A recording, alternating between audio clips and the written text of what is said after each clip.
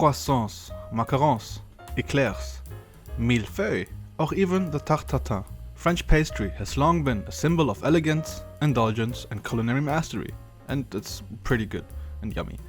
In the 19th century, French bakers were celebrated worldwide. Their confections has been enjoyed by nobility and commoners.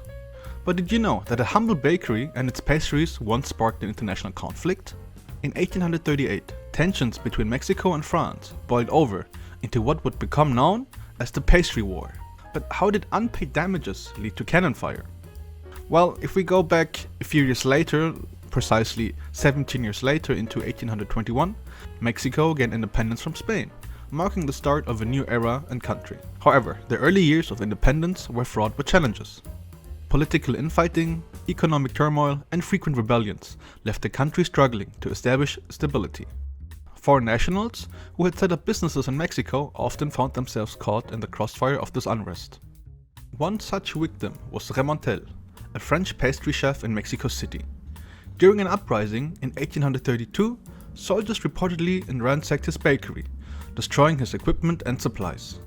With little recourse from the Mexican authorities, Remontel petitioned the French government for compensation.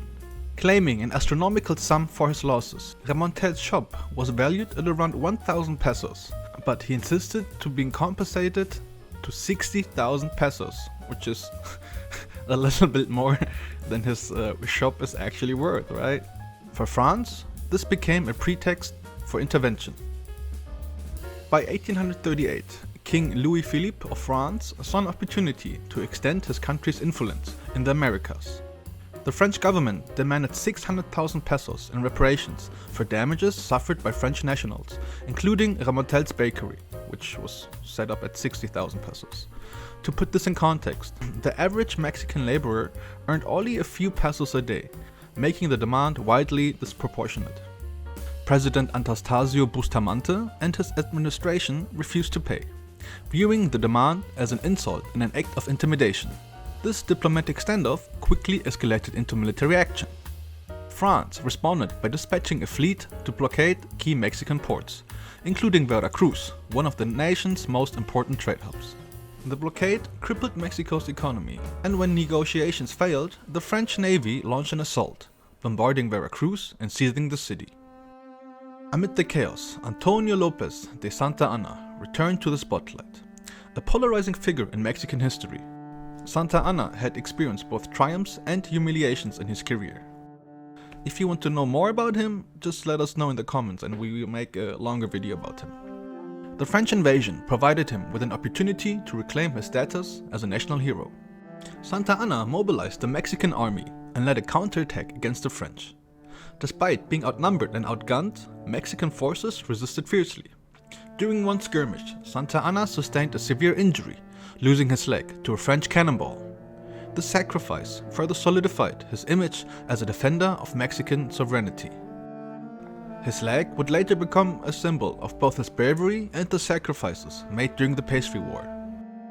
However, despite his efforts, Mexico's military was unable to reclaim Veracruz, leaving the nation's leadership with limited options.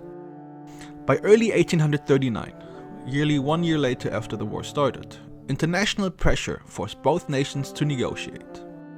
Britain, who was aware of the disruptions to global trade, mediated the talks. In March 1839, Mexico agreed to pay the demanded 600,000 pesos, although the debt would take years to fulfill.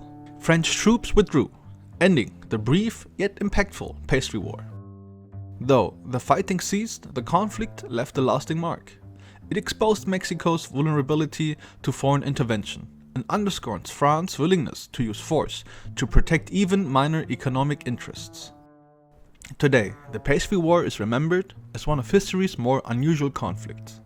It highlights the fragile balance of power in the 19th century geopolitics and the lengths to which nations would go to assert their dominance. For Mexico, it was a sobering reminder of its political and economical challenges. For France, it was a display of imperial ambition. What other bizarre wars or events should we cover next? Let us know in the comments. And don't forget to like, subscribe and share to keep our history alive. And as always, this is HistoryCrafts, where history crafts itself.